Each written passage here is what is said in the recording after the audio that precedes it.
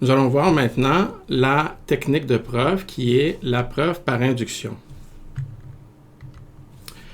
Les preuves par induction sont réellement un type de preuve qui est beaucoup utilisé. La technique de preuve par induction est une technique utilisée pour démontrer des énoncés qui sont vrais, par exemple, pour tous les entiers, que tous les entiers ont une certaine propriété. Donc, de façon générale, on va avoir un prédicat. Et ce prédicat, ce que c'est finalement, c'est une fonction qui, pour chaque entier, retourne vrai ou faux.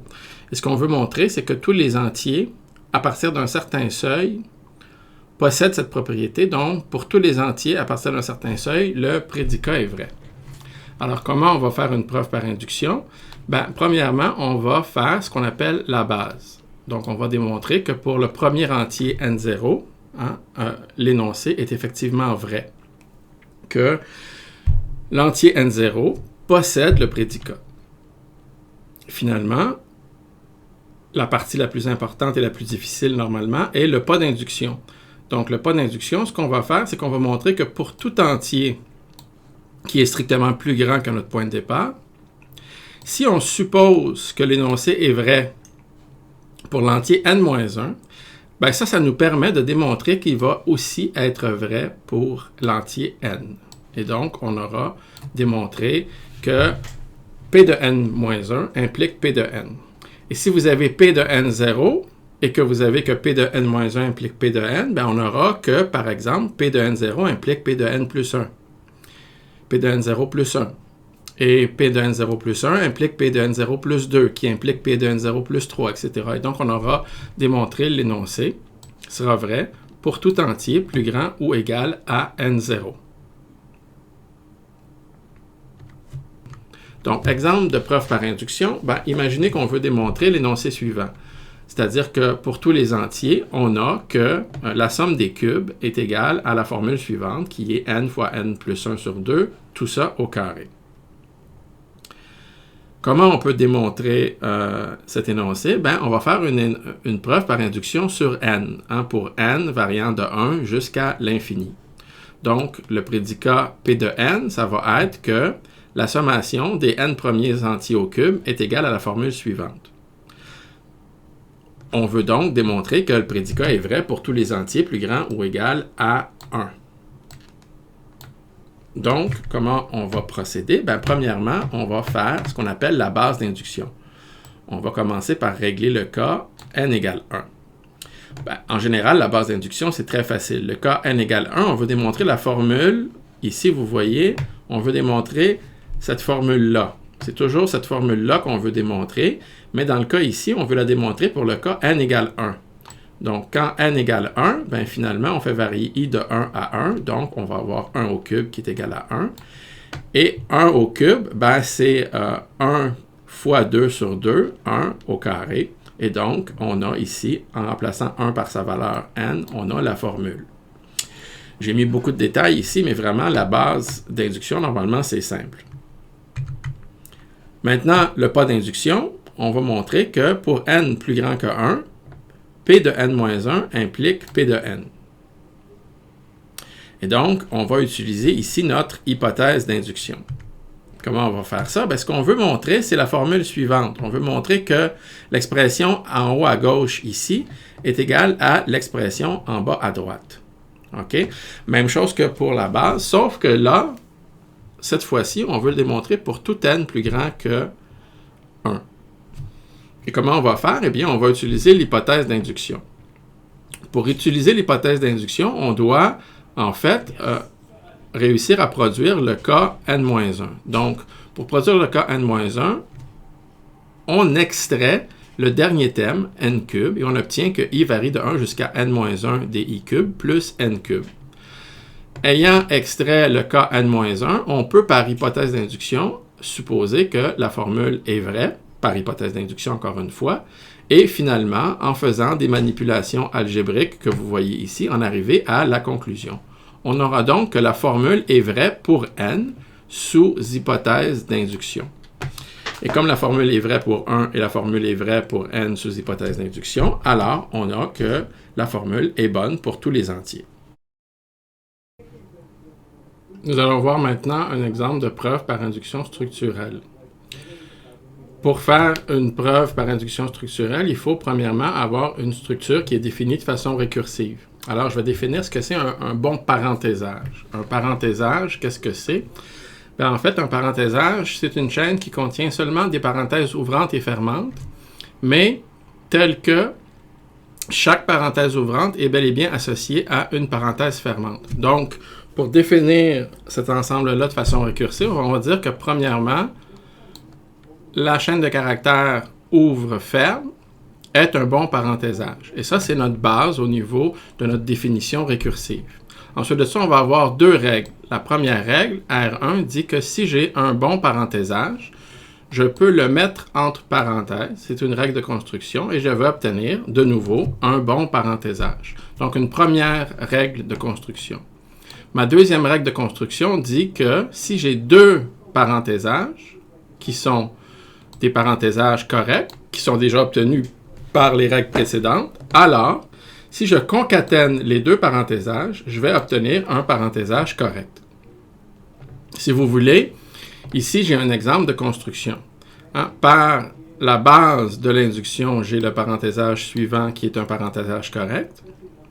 En utilisant la règle numéro 1, je prends le parenthésage de base et je le mets entre parenthèses pour obtenir un parenthésage correct.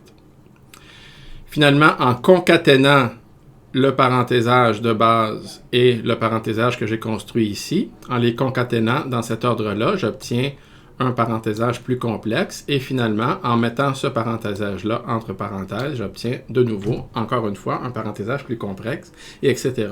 Donc, il y a une infinité de parentésages qu'on peut définir avec les deux règles de construction et l'élément de base ouvre-ferme. Alors maintenant, je voudrais vous parler d'une propriété qu'ont tous les parenthésages. Et on va faire une preuve par induction structurelle pour montrer qu'effectivement, tous les parenthésages ont bel et bien cette propriété-là. Et donc, la propriété, c'est que si on prend un préfixe, tout préfixe d'un bon parenthésage, OK? Un préfixe, c'est une chaîne initiale. C'est si on prend le début d'une certaine chaîne de caractères, on va toujours avoir autant ou plus de parenthèses ouvrantes que de parenthèses fermantes. Donc, tout préfixe d'un parenthésage contient autant ou plus de parenthèses ouvrantes que de parenthèses fermantes. Et l'idée, c'est que on va vouloir démontrer cet énoncé-là, OK, de la façon suivante. Donc, première chose qu'on doit remarquer, c'est que si on prend le préfixe vide, c'est-à-dire aucun caractère, on a toujours autant ou plus de parenthèses ouvrantes que fermantes, on a 2 zéros, donc ici, on n'a pas de problème. Maintenant, on va noter D de S, la différence entre le nombre de parenthèses ouvrantes et fermantes dans une certaine chaîne S. Et donc, ce qu'on veut démontrer, c'est que D de S est toujours plus grand ou égal à 0 pour tout préfixe S d'un parenthésage P. On veut démontrer que on a toujours D de S qui est positif ou nul pour un préfixe S d'un parenthésage P. C'est très facile de vérifier la base d'induction. À la base, on a le parenthésage suivant qui est un parenthésage, le premier parenthésage qu'on place dans notre ensemble. Et on peut vérifier, il y a combien de préfixes? Premièrement, il y a le préfixe nul, dans quel cas on a plus de parenthèses ouvrantes que fermantes, plus ou égal de parenthèses ouvrantes que fermantes. Si on prend le préfixe qui contient seulement un caractère, évidemment, on a au moins autant de parenthèses ouvrantes que fermantes, puisqu'on en a une de plus. Si on prend le préfixe qui est la chaîne au complet, les deux caractères, on a autant de parenthèses ouvrantes que fermantes. Et donc, on peut vérifier que le prédicat est vrai dans le cas d'un parenthésage de base. Maintenant, il faut vérifier que la règle R1, c'est une règle qui va préserver le prédicat. Donc, on va poser par hypothèse d'induction qu'on a un bon parenthésage et on va appliquer la règle, c'est-à-dire mettre une parenthèse à gauche et à droite. Et là, on se rend compte assez facilement que si on prend un préfixe de ce qu'on a construit, étant donné qu'on a ajouté une parenthèse ouvrante à gauche, on va très facilement pouvoir montrer que la propriété reste vraie.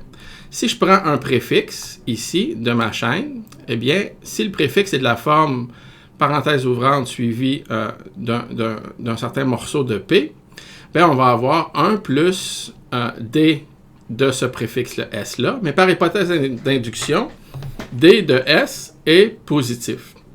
Donc, D de S plus 1 va être plus grand ou égal à 0. Et donc, on a que, de façon générale, si on prend un préfixe strict de la chaîne, on obtient que la propriété est vraie. Si le préfixe qu'on prend, c'est la chaîne au complet, ben, on a que dans P, on a autant de parenthèses ouvrantes que fermantes, par hypothèse d'induction. Donc, plus de parenthèses ouvrantes que de parenthèses fermantes, par hypothèse d'induction. Donc, si j'ajoute une parenthèse ouvrante et une parenthèse fermante, on va obtenir le résultat voulu. Maintenant, regardons la règle R2.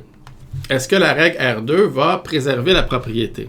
Ben oui, la règle R2 préserve la propriété. Si on a comme point de départ deux parenthésages qui sont corrects et qu'on les forme en faisant une concaténation, eh bien, on va obtenir que si on prend le préfixe de la concaténation, on va obtenir que le préfixe va contenir effectivement au moins autant de parenthèses ouvrantes que fermantes. Si on prend un préfixe de la concaténation, le préfixe va être soit un préfixe de P1, carrément, étant donné qu'on a la concaténation de P1 et de P2. Dans le cas où c'est un préfixe de P1, on a par hypothèse d'induction que les préfixes de P1 ont la propriété, donc on est correct. Par contre, si on prend un préfixe qui contient P1 au complet et une partie de P2, hein, dans le cas qui est ici, ben, ce qu'on va avoir, c'est la valeur pour P1, et D de P1 est plus grand ou égal à 0, et la valeur pour le préfixe de P2, et on a 2 que S2, le préfixe, est plus grand ou égal à 0. Donc, ce qu'on va obtenir, c'est que, même en appliquant la règle numéro 2, on obtient que si on a au départ P1 et P2 des parentésages corrects, si on les concatène, on va obtenir que la propriété qu'on voulait démontrer va rester vraie.